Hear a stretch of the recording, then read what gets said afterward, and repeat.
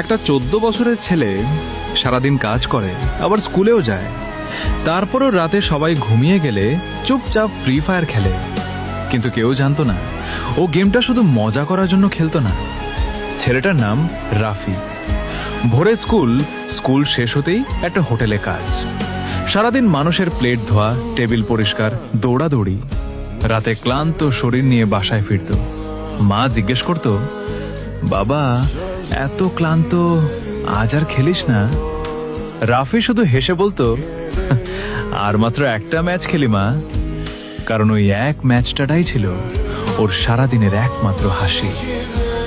একদিন দোকানের মালিক রাফিকে বলল, আজ থেকে রাতে আর বাড়ি যেতে হবে না, এখানেই কাজ করবি। কথাটা শুনে রাফি কিছু বলল না, শুধু ব্যাগ থেকে ফোনটা বের করে শেষবারের মতো ফ্রি ফায়ারের লবিতে ঢুকলো।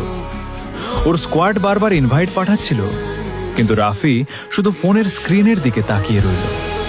তারপর আস্তে করে বলল, আজ আর খেলতে পারবো না বন্ধু, হয়তো অনেক দিনই না।